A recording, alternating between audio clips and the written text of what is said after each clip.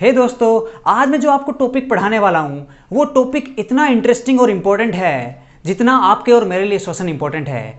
Title पढ़ने के बाद में आपको पता तो चल ही गया होगा कि मैं किस टॉपिक की बात कर रहा हूँ। सो फाइनली मैं वो टॉपिक लिख रहा हूँ और उस टॉपिक का नाम है सब्जेक्ट। हिंदी में बोलते हैं उसको कर्ता। और इस टॉपिक को आपको बिल्कुल भी लाइटली नहीं लेना है। जो इन्फॉर्मेशन सब्जेक्ट के बारे में आपके पास है अच्छी बात है, लेकिन जब मैं आपको पढ़ाऊंगा तो हम सब्जेक्ट के बारे में बहुत ज़्यादा डीपली पढ़ेंगे।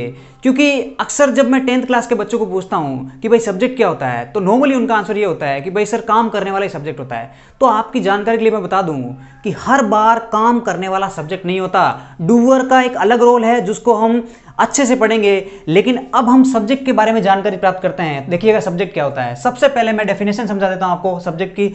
तो कुछ इस प्रकार से है इसकी definition. The noun or pronoun about which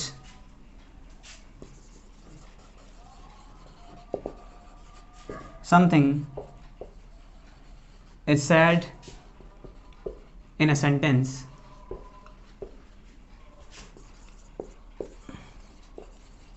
is called subject। तो देखिएगा कुछ इस प्रकार से सब्जेक्ट की डेफिनेशन है। The noun or pronoun about which something is said in a sentence is called subject. वह नाउन और प्रोनाउन जिसके बारे में वाक्य में बात कही जाती है उसे क्या कहते हैं? सब्जेक्ट कहते हैं। इस परिभाषा को मैं एकदम सिंपल कर दूं तो वो कुछ इस प्रकार से होगी कि वाक्य में जिस नाउन और प्रोनाउन का हम वर्णन करते हैं, वाक्य में जिस नाउन और प्रोनाउन का हम वर्णन करते हैं वही हमारा सब्जेक्ट होता है। तो इस परिभाषा से एक चीज क्लियर हुई, पहली कौन सी?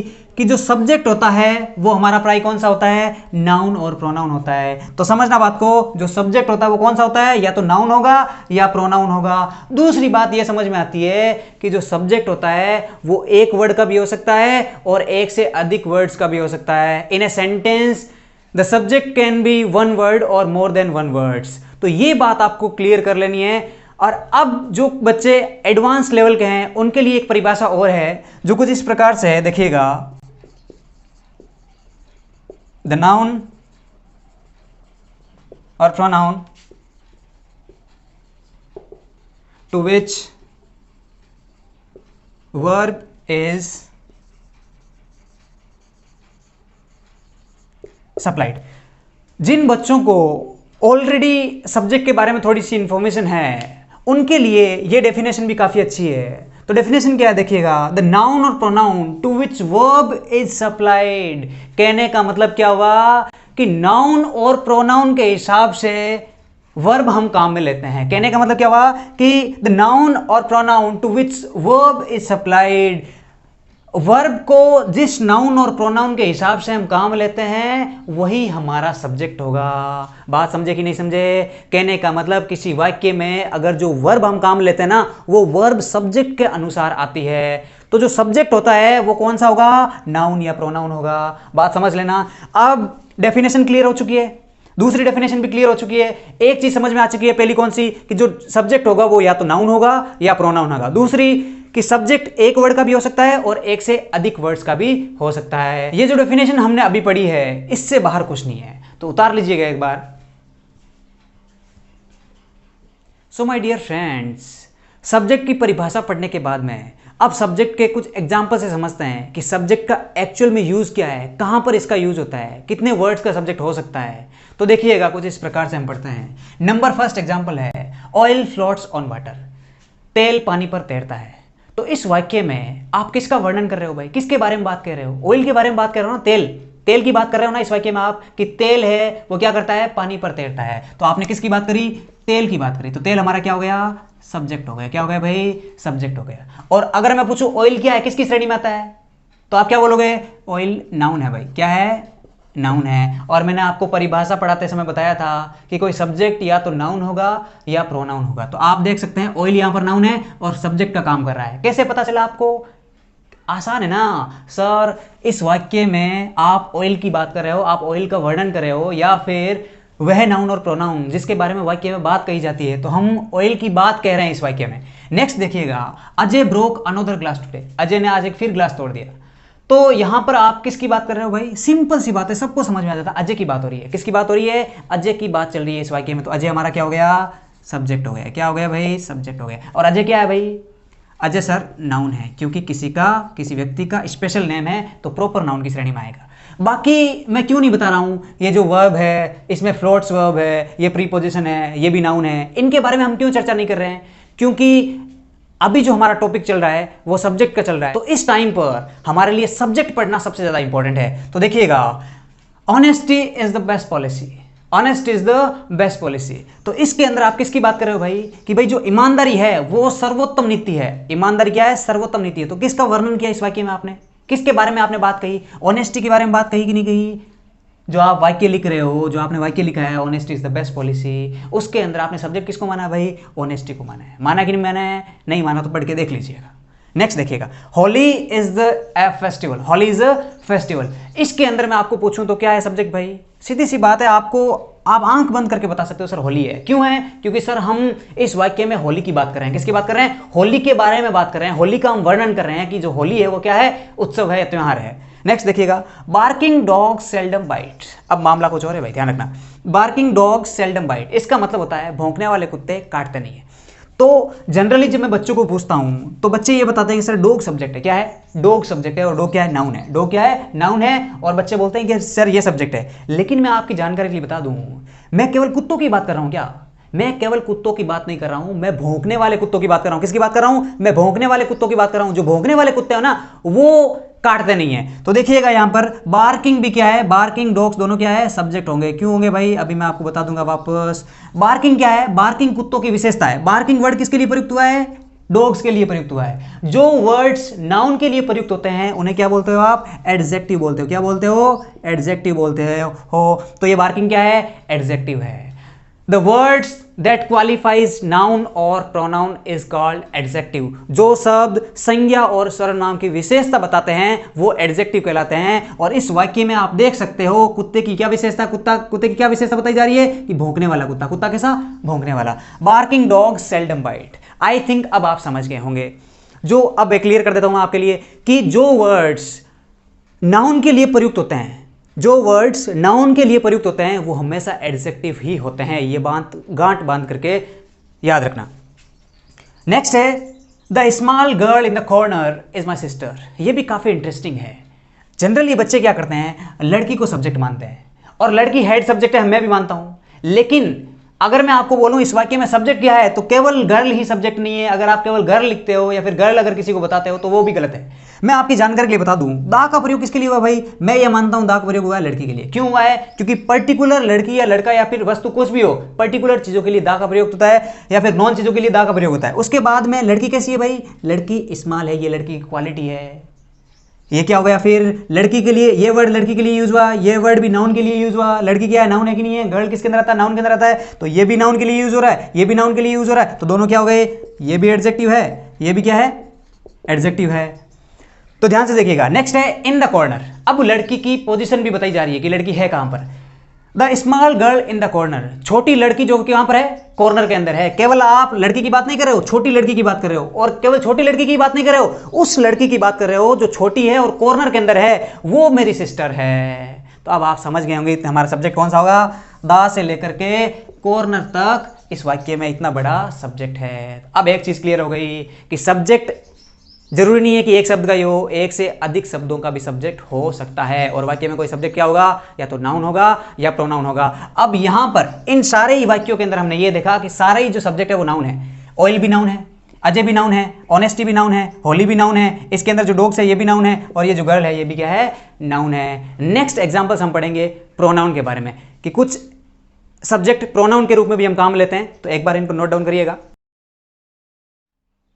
सो गाइज, अभी जो हमने सेंटेंस पढ़े थे उसके अंदर हमने पढ़ा था subject as a noun. Subject के अंदर हमने क्या पढ़ा था? केवल नाउन पढ़ा था। लेकिन जो सब्जेक्ट होता है वो क्या क्या हो सकता है? या तो नाउन होगा या प्रोनाउन होगा। अब जो हम सेंटेंस पढ़ेंगे उसके अंदर हम सब्जेक्ट कौन सा काम लेंगे?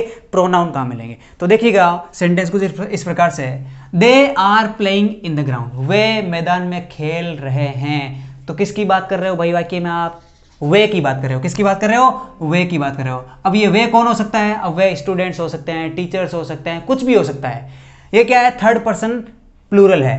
दे का मतलब क्या होता है? वे। They are playing in the ground, वे मैदान में खेल रहे हैं। तो आपने किसकी बात करी? दे की बात करी। ये क्या हो गया? सब्जेक्ट हो गया। और है क्या? ये प्रोनाउन है। क्या है?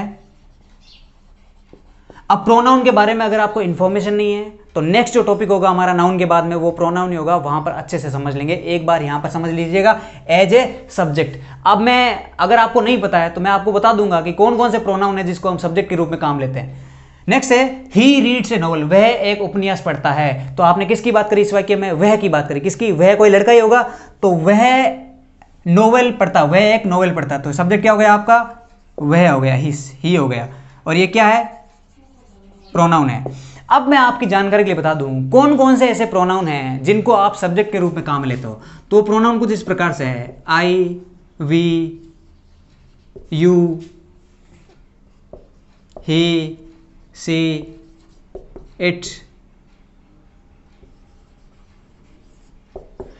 ये कुछ ऐसे प्रोनाउंस है जिसको आप हमेशा किसके रूप में काम लेते हो? सब्जेक्ट के रूप में काम लेते हो।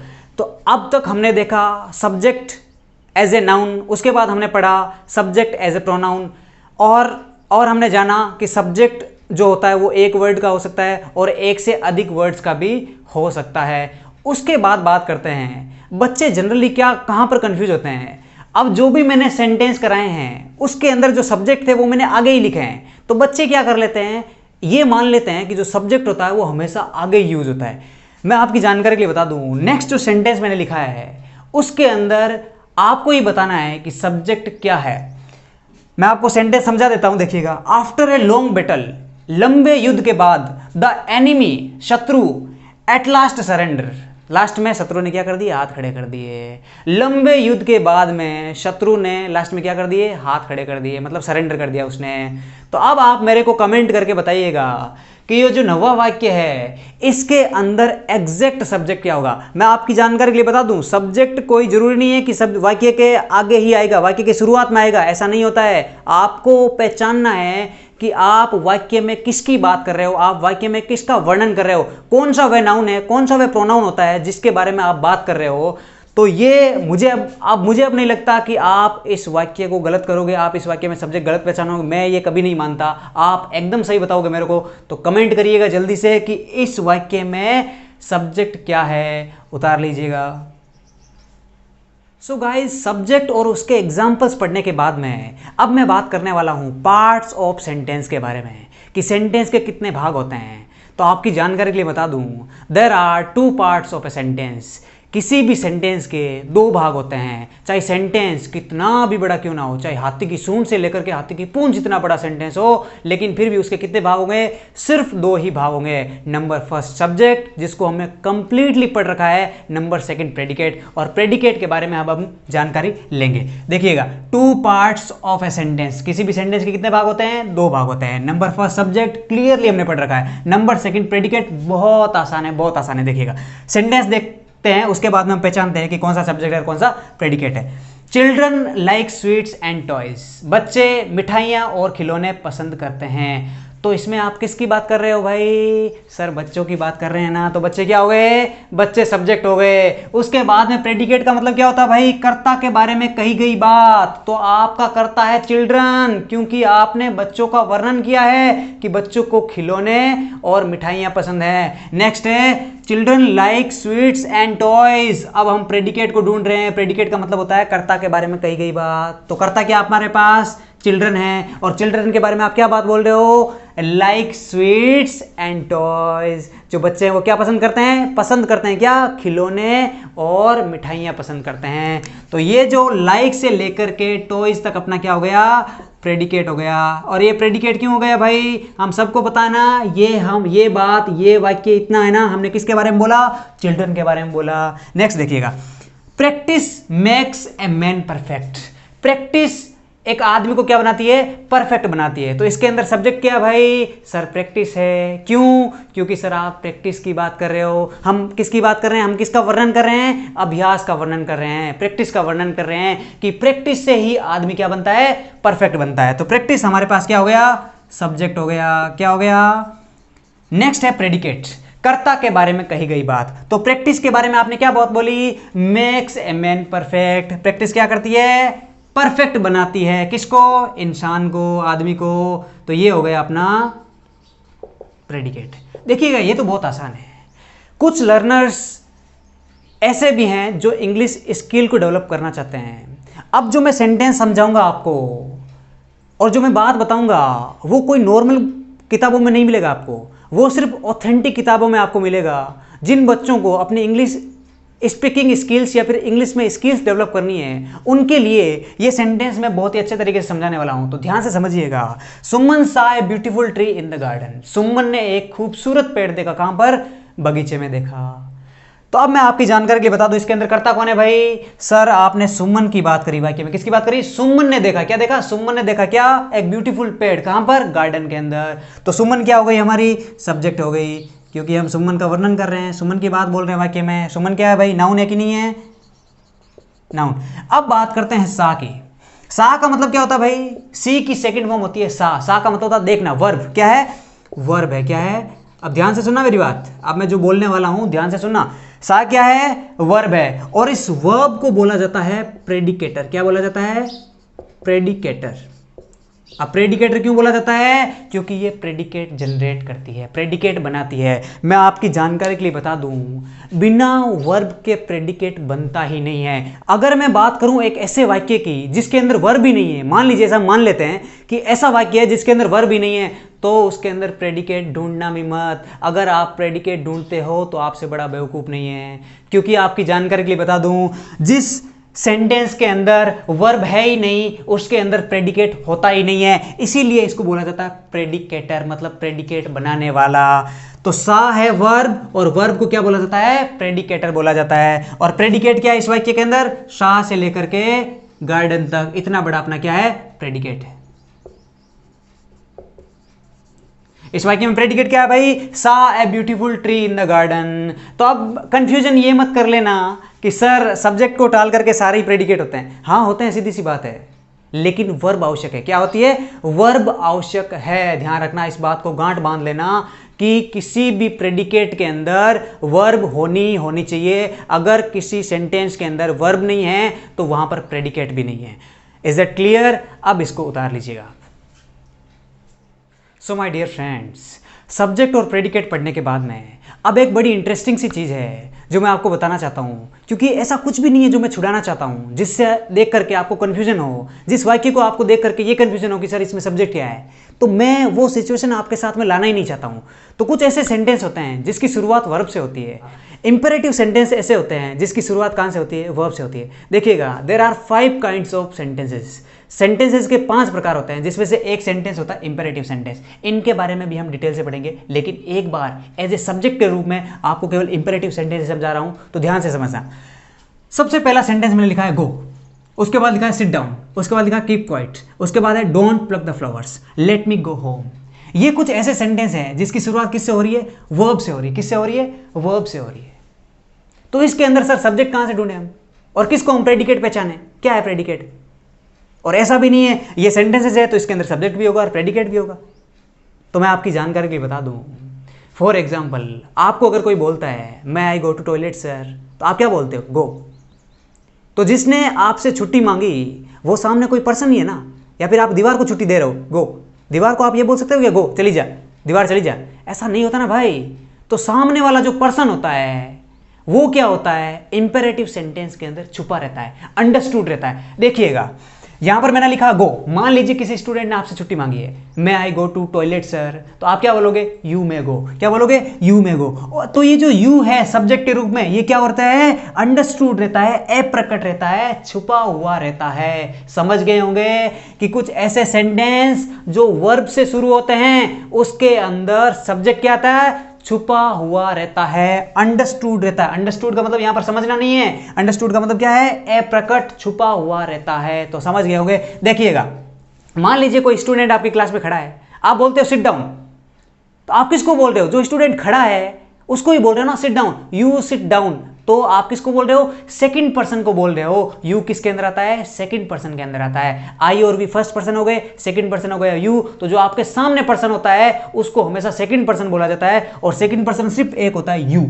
तो ध्यान रखना, इसकी वजह से इसको सब्जेक्ट माना जाता है। और ये सब्जेक्ट कैसा है? अंडरस्टूड सब्जेक्ट है, मतलब अप्रकट है। और ऐसे वाक्य जो सीधे वर्ब से शुरू होते हैं, ऐसे वाक्यों को क्या बोलते हैं? इंपेरेटिव सेंटेंस बोलते हैं। तो ये जितने भी सेंटेंस है उसके अंदर जो सब्जेक्ट है वो यू होगा, वो हमेशा क्या रहता है? छुपा हुआ रहता है, अंडरस्टूड रहता है। और ऐसे वाक्यों को क्या बोला जाता है?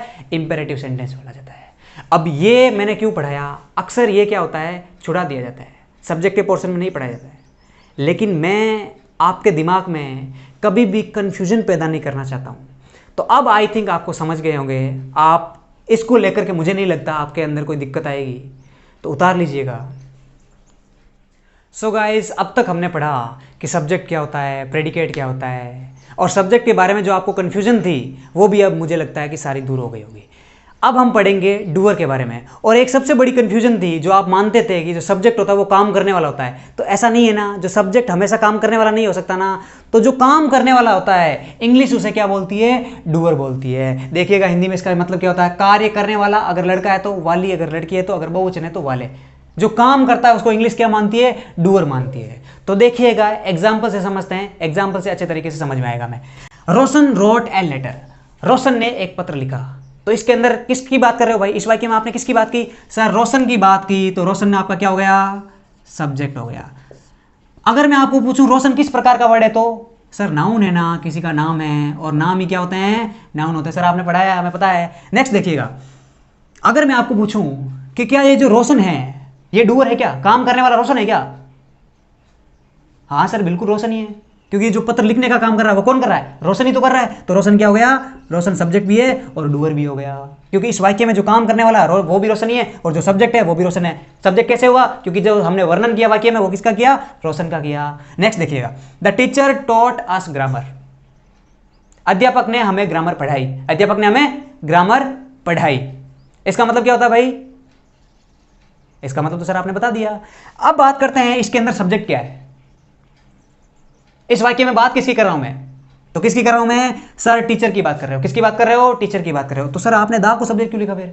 अरे भाई दा वर्ड किसके लिए यूज हुआ है? टीचर के लिए यूज हुआ है। और पर्टिकुलर चीजों के लिए किसका यूज होता है? दा का यूज होता है। अब जिन बच्चों को दा के यूजेस पता है उनको तो पता होगा कि दा यहां पर क्यों मैंने लगाया है। अगर जिसको नहीं पता तो चिंता करने की कोई बात नहीं है, मैं तुम्हारे साथ हूं, सब कुछ आपको पढ़ाया जाएगा। एक बार मैं सब्जेक्ट के बारे में बात कर रहा हूं तो केवल सब्जेक्ट को आप अच्छे तरीके से समझिए। ये नाउन के लिए काम आया है, जो वर्ड नाउन के लिए काम आता है उसको क्या बोलते हैं? एडजेक्टिव बोलते हैं। इसके अंदर ये दोनों क्या हो गए? सब्जेक्ट हो गए। अब अगर मैं आपको पूछूं कि ये जो टीचर है ये डूअर है क्या? बिल्कुल डूअर है सर। ये जो टोट वर्ब आई है, पढ़ाने की वर्ब आई है, तो पढ़ा कौन रहा है? टीचर ही तो पढ़ा रहा ना, तो टीचर क्या हो गया? डूअर हो गया। नेक्स्ट एग्जांपल देखिएगा, football is a popular game, football एक प्रसिद्ध गेम है। तो यहां पर मैंने किसकी बात करी? वाक्य में किसकी बात कर रहा हूं मैं? सर फुटबॉल की बात कर रहे हो। फुटबॉल क्या हो गया? सब्जेक्ट हो गया। क्या हो गया भाई? अब मैं अगर आपको पूछूं कि जो फुटबॉल है क्या ये डूअर है क्या? काम यहां पर फुटबॉल कर रही है क्या कोई? अगर फुटबॉल डूअर है तो कमेंट करके बताइएगा, अगर फुटबॉल डूअर नहीं है तो भी बताइएगा। मैं आपसे जानना चाहता हूं क्या फुटबॉल डूअर है या नहीं है। नेक्स्ट जो एग्जांपल है बड़ा इंटरेस्टिंग सा एग्जांपल है, उससे सारे कंफ्यूजन आपके मैं दूर कर दूंगा। ये जो सेंटेंस लिखा हुआ है ये पैसिव वॉइस के अंदर लिखा गया है। देखिएगा किसी सेंटेंस को दो हिस्सों में लिखा जाता है। जैसे अगर कोई सेंटेंस टेंस के अंदर लिखा गया है उसको एक्टिव वॉइस बोलते हैं, उसको पैसिव में बदलना होता है। तो घबराना नहीं है, पैसिव वॉइस भी आपको कराया जाएगा। अब मैंने पैसिव का नाम ले लिया, इसका मतलब ये नहीं कि सर पहले पैसिव करो, ऐसा नहीं होता। टीचर की जिम्मेदारी होती है कि अगर कोई भी वाक्य समझा रहा है या फिर कुछ भी अगर समझा रहा है तो उसके अंदर कोई एडिशनल इन्फॉर्मेशन है जो स्टूडेंट को बतानी जरूरी है, तो वो हमें बतानी होती है। लेकिन आपको हमेशा फोकस उस पर करना होता है जो एक्चुअल में आपका टॉपिक चल रहा होता है। हमारा टॉपिक क्या चल रहा है? डूअर चल रहा है। तो एक बार सिर्फ आपको डूअर समझना है। तो देखिएगा एग्जाम्पल क्या है, the Apple was eaten by me, save मेरे द्वारा खाया गया, सेव मेरे द्वारा खाया गया। तो सर इसके अंदर सब्जेक्ट हमने पहचान लिया क्या है? एप्पल है। तो सब्जेक्ट में लिख सकता हूं क्या? एप्पल को, दे एप्पल को, देव क्यों? दा को मैं समझा चुका हूं पहले ही। यहां पर एडजेक्टिव का काम करेगा क्योंकि नाउन के लिए काम आया है, पर्टिकुलर चीजों के लिए किसका यूज होता है? दा का यूज होता है। तो अब मैं अगर आपको बोलूं ये जो दा है, सॉरी ये जो डूअर है ये एप्पल है क्या?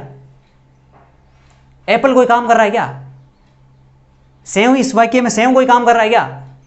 अरे नहीं कर रहा है। अगर मैं आपको पूछूं इस वाक्य में डूअर क्या है, तो डूअर क्या है भाई, कैसे पता चलेगा आपको? सर आपने लिख रखा है ना मी, सेव मेरे द्वारा खाया गया, तो खाने वाला कौन है? सेव, मी है, तो मी क्या हो गया? डूअर हो गया। क्या हो गया भाई?